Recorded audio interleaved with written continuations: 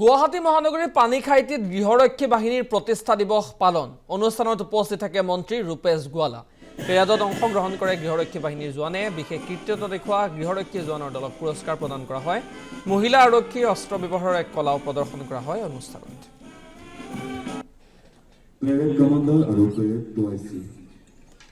শৃংখলাবদ্ধতা অনুপম কৰা কুচকাৱাজ আৰম্ভ কৰিবলৈ নিজৰ গন্তব্যস্থানলৈ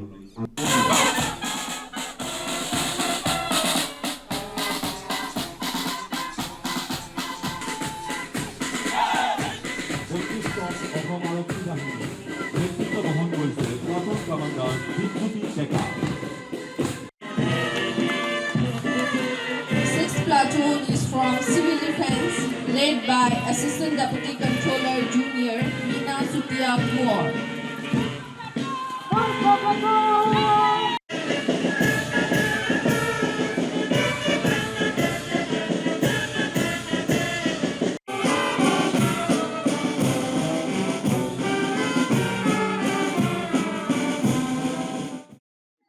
আমি প্ৰপত্ৰসমূহ বিতৰণ কৰা এটা পৰিকল্পনা মাননীয় মুখ্যমন্ত্ৰী মহোদয়ৰ নেতৃত্বত লোৱা হৈছে। ইতিমধ্যে বাগিচাবিলাকত আমি কমিটি গঠনৰ প্ৰক্ৰিয়া আৰম্ভ কৰিছো। সাৰ্ভে আদিৰ কাম চলি আছে। বাগিচা পৰ্যায়ত কমিটি গঠন হ'ব আৰু মহকুমা পৰ্যায়ত কমিটি গঠন হ'ব।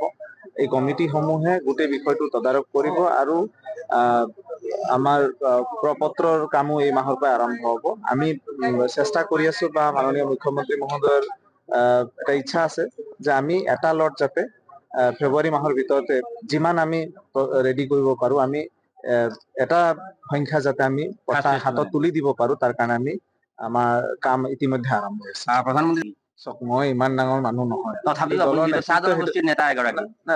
মই নিশ্চয় কামনা কৰিম যে চাহ জনগোষ্ঠীৰ প্ৰতিনিধিত্ব বাঢ়িব লাগে, ল'ৰা ছোৱালী ওলাই আহিব লাগে। ৰাজনীতি কেৱল মন্ত্ৰী MLA হ'ব কাৰণে নহয়, দলৰ দায়িত্ব ল'ব কাৰণেও ওলাই আহিব লাগে বুলি মই ভাবো। কিন্তু মহিলা কেৱল চাহ জনগোষ্ঠীৰ নহয়, মহিলাইতো অগ্ৰাধিকাৰ পাবই লাগে। আৰু ইতিমধ্যে ভাৰতীয় জনতা পাৰ্টীয়ে মহিলাসকলক যথেষ্ট অগ্ৰাধিকাৰ দিছে, কেৱল দলৰ সাংগঠনিক পৰ্যায়তে হওক বা নিৰ্বাচিত প্ৰতিনিধি। গুৱাহাটী মহানগৰীৰ পানীখাইটিত গৃহৰক্ষী বাহিনীৰ প্ৰতিষ্ঠা দিৱস পালন অনুষ্ঠানত উপস্থিত থাকে মন্ত্ৰী ৰূপেশ গোৱালা। পেৰাডত অংশগ্ৰহণ কৰে গৃহৰক্ষী বাহিনীৰ জোৱানে। বিশেষ কৃতিত্ব দেখুওৱা গৃহৰক্ষী জোৱানৰ দলক পুৰস্কাৰ প্ৰদান কৰা হয়। মহিলা আৰক্ষী অস্ত্ৰ ব্যৱহাৰৰ এক কলাও প্ৰদৰ্শন কৰা হয় অনুষ্ঠানত।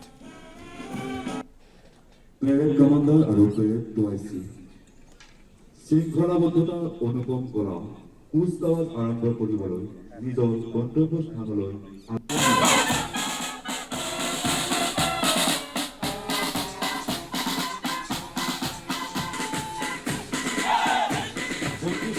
অসম আৰক্ষী বাহিনী নেতৃত্ব বহন কৰিছে প্ৰথম কমাণ্ডাৰ বিভূতি ডেকা।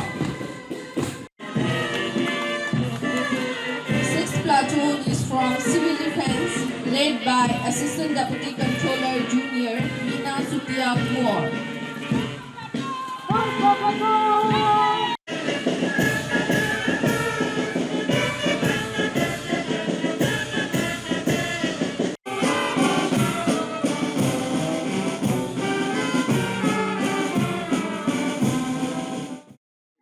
আমি প্ৰপত্ৰসমূহ বিতৰণ কৰা এটা পৰিকল্পনা মাননীয় মুখ্যমন্ত্ৰী মহোদয়ৰ নেতৃত্বত লোৱা হৈছে।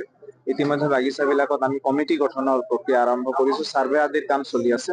বাগিচা পৰ্যায়ত কমিটি গঠন হ'ব আৰু মহকুমা পৰ্যায়ত কমিটি গঠন হ'ব।